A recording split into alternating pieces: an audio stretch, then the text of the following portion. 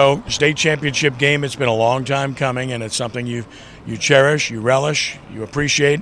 Has it sunk in yet about finally being there? I mean, it's sunk in, but it was very, very exciting come last Friday night.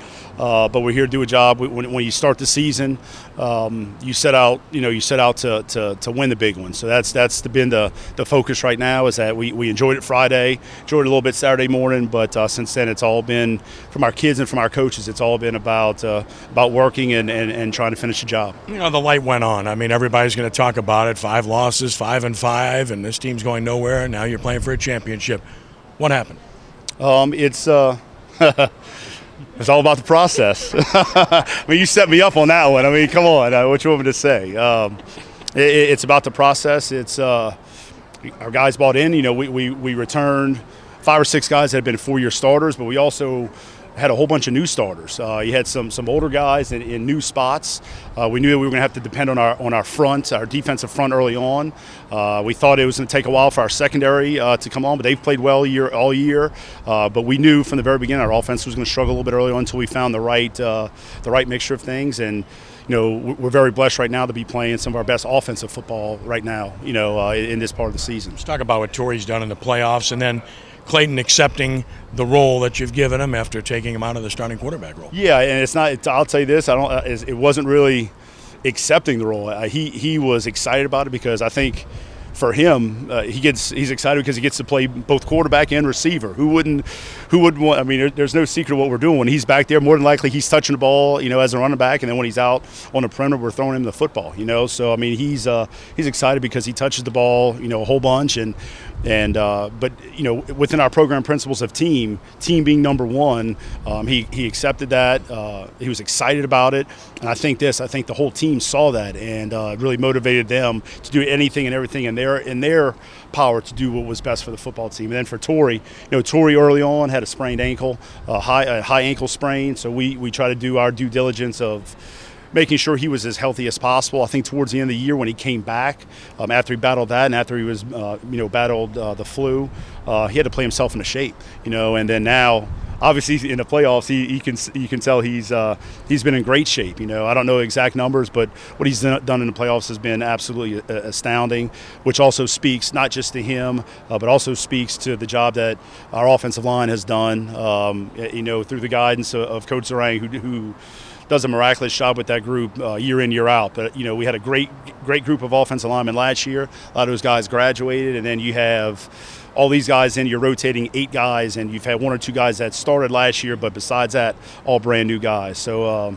I'm just proud of all those guys that I mentioned. It's a team effort, and it's a team effort in buying into the process, John Curtis, you played him once. Yeah. Your close game in the fourth quarter, they scored late and win by 9. What did you take away from that? What do you expect from them? When you play Curtis, you know this. They're not changing what they're doing, and you know this when you watch us. We're not changing what we're doing. It may be, I don't know, to some people a boring football game. It's triple option, just their version of triple option, our version of triple option. What you do know is that it's the team that can sit there and have success in situational offense or situational defense. Last time we played over at Tulane Stadium, they won the situational part of the game, and at the end of the game, that's why they were successful. Coach, knowing how difficult last year was when you got to the semis and didn't get to the championship game, do you think it's almost like do you appreciate it more knowing how devastating last year was?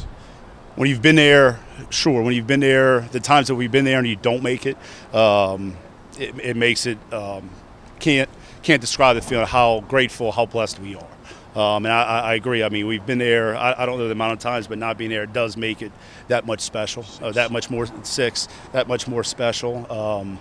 And it also gives our players that one of Brendan LeBlanc, one of our obviously big time team leaders, before the season, he said, Coach, we've gone undefeated in the regular season the last 2 years. You almost hope that we face some adversity early on, so our guys truly appreciate and understand what has to go in for us to take this final step.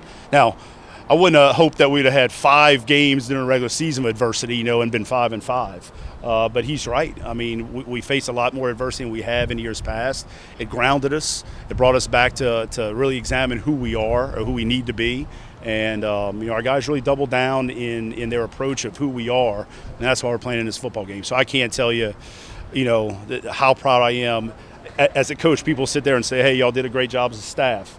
My staff did a great job, but look, as a coach, you can ask guys to do things, but at the end of the day, your players are the ones that have to do it. So for our 114 guys to sit there at 5-5 and hear the noise around, the negative noise you hear in those types of situations, for them to sit there and hear all that stuff, and then to turn around and to win four playoff games the way they've done, in the fashion they have done, in the midst of adversity at times, and it says a lot about our guys. And I know this about them. That's why we know they'll be successful in life after they graduate from Brother Martin. Yeah, final thought.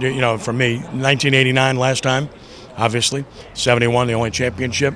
How much have you heard from alumni this week, and how much do you sense that it means to that entire community? I've gotten a whole bunch of outpouring support from guys before I was coaching, but also a whole bunch from guys that we've coached. Obviously, it means a lot. Would love nothing more than to bring a championship home for them. But I can tell you this right now: it's can't get lost in that. You can't get lost in all that stuff. We really got to focus in. I mean, it's easy to. It's easy to start feeling really good about yourself and good about the things you've done.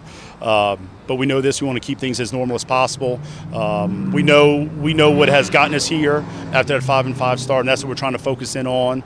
And then, hey, after the season, you can really look at things and you can evaluate, the things that have happened. But for us, it's just trying to stay focused at the task. Focus on the task at hand. Coach, knowing how ill your son was and you faced a major illness, do you appreciate it a little bit more when you go through stuff like you're trying to get me emotional up here. I know what you're trying to do, and it's working, but it's a process. It's all I can say is that every day I wake up, every day you wake up, you just feel blessed, and you wake up, you get to do what you love to do. You get to see your kids, who you love very dearly, your wife, and you get to go and teach and coach young men. It means the world, and you're very thankful. Every day you wake up, you say thank you, in good times and in tough times. When you face adversity, that's one thing I've learned in those tough losses, in those semifinal games. There's no doubt since 2019, I used to say it, but you really believe it, that things happen for a reason. And so in times of adversity or times of success, you learn to be thankful in both.